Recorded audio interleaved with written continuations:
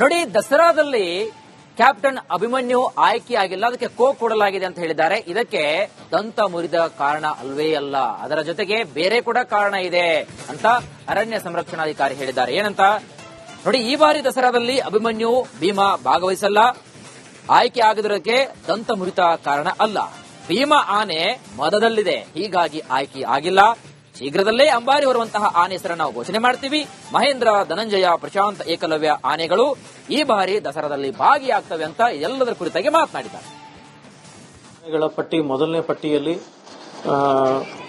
ತಾವು ಕೇಳಿದಂತೆ ಅಭಿಮನ್ಯು ಇಲ್ಲ, ಮತ್ತೆ ಭೀಮಾನು ಇರೋದಿಲ್ಲ.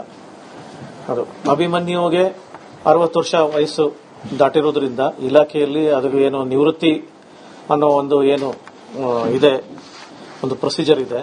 ಆ ಪ್ರಕಾರ ಬಹುಶಃ ನಮ್ಮ ಆನೆ ತನ್ನ ನಿವೃತ್ತಿ ತಗೊಂಡಿದೆ. ಹಾಗಾಗಿ ಎಲ್ಲಾ ಪ್ಯಾರಾಮೀಟರ್ಸ್ ಅಲ್ಲೂ ಚೆನ್ನಾಗಿತ್ತು. ಅದು ನಮ್ಮ ಎಂತ ಆನೆ ಶ್ರೇಷ್ಠವಾದ ಮತ್ತೆ ಉನ್ನತವಾದ ಒಂದು ಬಿಹೇವಿಯರ್ ಅನ್ನ ತೋರಿಸಿದಂತ ಆನೆ. ದಸರಾವನ್ನ ಸುಮಾರು 20 ಬಾರಿ ದಸರಾಕ್ಕೆ ಬಂದು ಪ್ರತಿನಿಧಿಸಿದಂತ ಆನೆ. ಆ ಆನೆ ಮೊದಲನೇ ಪಟ್ಟಿಯಲ್ಲಿ ಇಲ್ಲ. ಆ ಪಟ್ಟಿಯಲ್ಲಿ ಧನಂಜಯ, ಮಹೇಂದ್ರ, ಏಕಲವ್ಯ, ಪ್ರಶಾಂತ, ಗೋಪಿ ಆನೆ, ಶ್ರೀರಾಮ, ಸುಗ್ರೀವ, ಲಕ್ಷ್ಮಿ, ಕಾವೇರಿ ಇವು ಮೊದಲು 9 ಆನೆಗಳು ಮೊದಲನೇ ತಂಡದಲ್ಲಿ ಇದಾವೆ, ಮೊದಲು ಆಗಮಿಸ್ತವೆ. ಆ ನಂತರದ ಇದರಲ್ಲಿ ಎರಡನೇ ತಂಡದಲ್ಲಿ ರೂಪ, ಚೈತ್ರ ಮತ್ತೆ ಶ್ರೀಕಂಠ ಆನೆ, ಅದೇ ರೀತಿ ಮಿಕ್ಕ ಆನೆಗಳು ಕೂಡ ಅದರ ಹಿಂದೆ ಬರ್ತವೆ. ಇಲ್ಲ, ಯಾವುದೇ ತಾರತಮ್ಯ ಅಥವಾ ಯಾವುದೇ ಒಂದು ಇದನ್ನ ನಾವು ಮಾಡಿಲ್ಲ.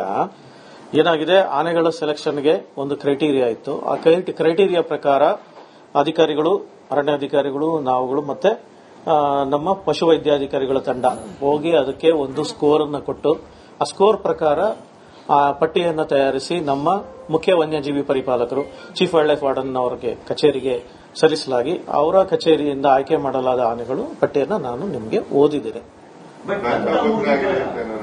ಅದು ಯಾವುದೇ ಕಾರಣ ಇಲ್ಲ. ಇಟ್ ಇಸ್ ವೆರಿ ಗುಡ್, ತುಂಬಾ ಚೆನ್ನಾಗಿದೆ. ಕ್ಯಾಂಪ್ ಅಲ್ಲಿ ನಾನು ಕೂಡ ನೋಡಿದೆ. ಇಲ್ಲ, ಯಾವುದೇ ಆ ರೀತಿ ಇಲ್ಲ. It is all perfect. ತುಂಬಾ ಚೆನ್ನಾಗಿ ಮಾವುತನ್ ಜೊತೆ ಇದೆ. ಅದು ಬಹುಶಃ ಸ್ಕೋರ್ ಅಲ್ಲಿ, ಸೆಲೆಕ್ಷನ್ ನಲ್ಲಿ ಅದು ಆಗಿಲ್ಲದೆ ಇರೋದಕ್ಕೂ ದಂತ ಏನಾದ್ರೂ ಇದರಲ್ಲಿ ಮುರ್ಕೊಂಡಿರೋದಕ್ಕೂ ಸಂಬಂಧ ಇಲ್ಲ. ಆನೆಗಳ ಪಟ್ಟಿ ಮೊದಲು